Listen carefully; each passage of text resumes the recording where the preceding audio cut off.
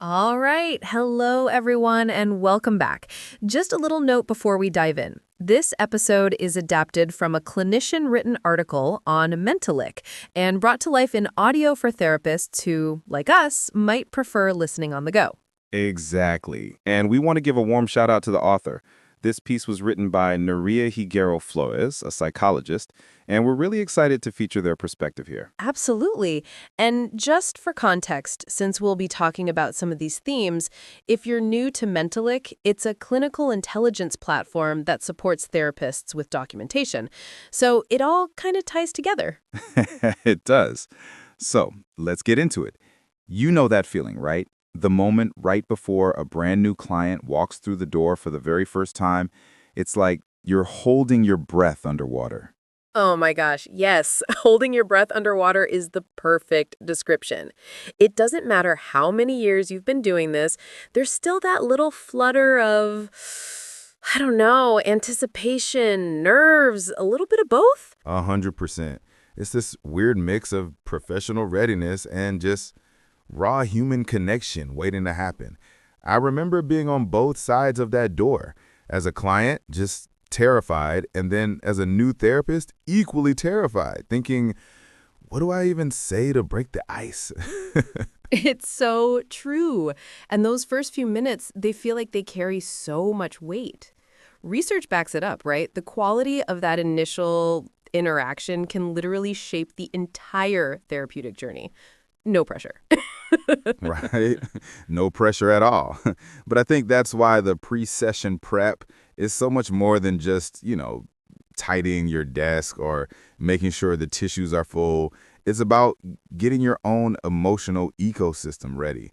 You're preparing to hold space for someone's unfiltered truth. I love that phrase, emotional ecosystem. It's so accurate. I have my own little ritual, and it changes. Some days it's a quick 5-minute mindfulness exercise, just centering myself. And other days, I am literally dancing in my office to some ridiculous pop song to shake off the energy from the last session or just my own life stuff. I can just picture that. That's fantastic. For me, it's quieter. I do a quick mental scan. Am I bringing any of my own junk into this space? I check my posture. I take 3 deep breaths, and I have this little internal mantra I repeat. I'm here. I'm ready. Your story matters. That's beautiful. It's not about being perfect, right? It's about being intentional. It's about sending that unspoken message to the client and to yourself that you are fully present for what's about to unfold. Exactly. And speaking of being present, let's be real. One of the biggest challenges in that first session is trying to actively listen, build rapport, track the story, and take decent notes. It can feel like you're juggling flaming torches. Ugh, tell me about it. Early in my career, I would be so stressed about getting every detail down that I'd look up and realize I'd missed a crucial emotional cue. The client's eyes welled up or their hands clenched, and I was just head down, scribbling away. I felt like a court reporter, not a therapist. Yes, the split attention problem. It's huge. You're trying to connect, but the documentation part of your brain is screaming, don't forget that detail, write that down. It really pulls you out of the moment. It really does. And that's actually one of the places where a tool has genuinely made a difference for me. Using the AI note taker from Mentalyc has been kind of a game changer for my first sessions. It lets me offload that documentation burden. I can just be with the person, knowing that the key points are being captured. It's like having a silent assistant. I get that. It's about reducing the cognitive load so you can focus on the human in front of you. Because in those first 30 seconds, your body language, your eye contact, that says so much more than your notes ever will. Absolutely. It lets me lean in, literally and figuratively, without that nagging voice in the back of my head, worrying about the progress note. It's just me and them in the room, together. Quick pause here. If this part of the work, that juggling act of being present while documenting feels familiar, Mentalyc can help. Its AI note taker supports your documentation and clinical judgment while staying fully HIPAA and SOC2 compliant. You can explore it at Mentalyc.com. Okay, let's get back to it. Yeah, so those first 30 seconds, I have made so many mistakes. I remember one time with a new client, I tried to open with what I thought was a clever, disarming question, and it fell completely flat. I think I came across as judgmental or analytical, and I saw the client just pull back. The wall went right up. Oh, I've been there. We've all been there. You try to be the perfect therapist with the perfect opening line, and it just backfires. What I've learned, the hard way, is that authenticity beats perfection. Every single time. 100%. Clients aren't looking for a superhuman. They're looking for a genuine human who's willing to sit with them in their mess. That first session is such a vulnerable act for them. They're about to tell a total stranger their deepest fears and struggles. The elephant in the room is their nervousness. And the best thing you can do is point at the elephant. Name it. I find myself saying things like, hey, I can imagine this might feel a little strange or nerve-wracking. That's completely normal. We can go at whatever pace feels right for you. Sometimes I'll even add, and just so you know, I get nervous too. Yes, that is so powerful. It immediately levels the playing field. It says, we're two humans in a room figuring this out together. It's not about interrogating or fixing. It's about creating a space where someone can finally exhale. Exactly. It's showing, not just telling, that this is a safe space. A gentle lean forward, soft eye contact, and open posture, that all communicates, I'm here. Whatever you're bringing is welcome. Okay, so let's talk about a really practical part of this, the intake forms. The least human part of the process, potentially. They can feel so cold and clinical. They really can. Have you ever been diagnosed with a mental health condition? It can feel like a cross-examination. But I've learned that the forms themselves aren't the problem. It's how you use them. Totally. Early on, I was so focused on checking all the boxes that I probably sounded like a robot. And the next question is, now I try to approach it as a conversation starter. It's not an interrogation, it's a collaborative exploration of their story. That's the key. The reframe.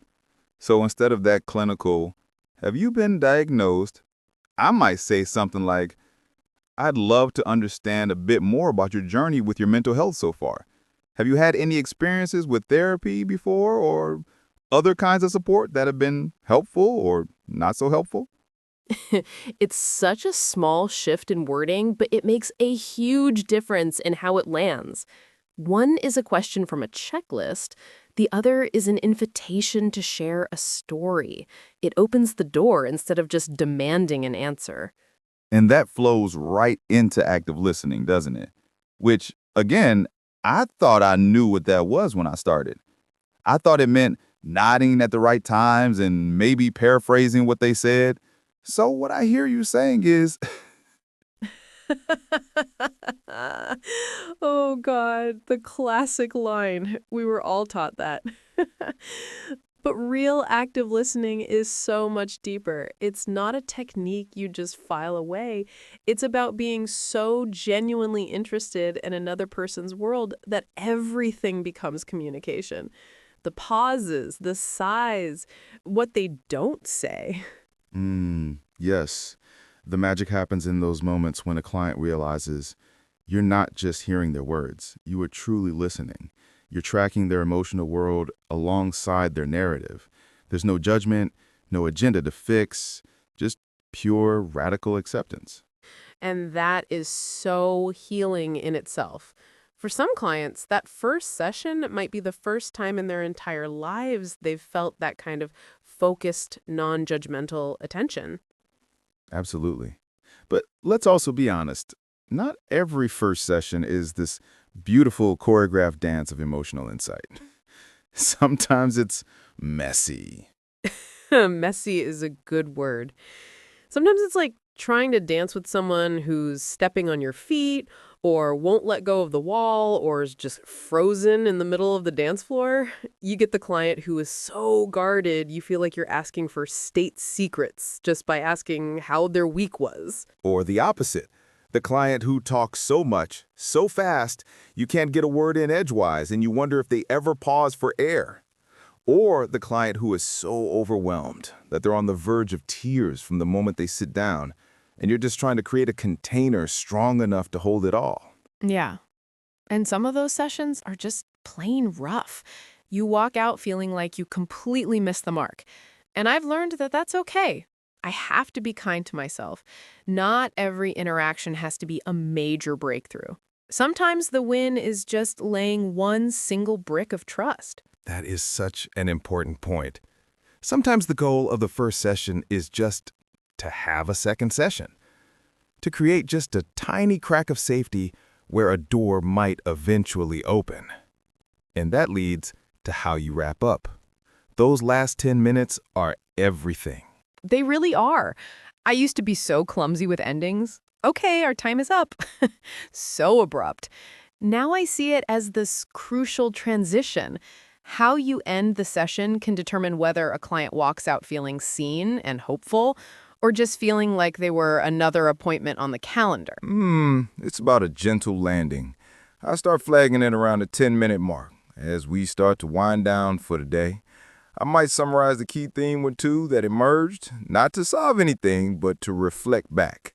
I heard how much you were carrying today.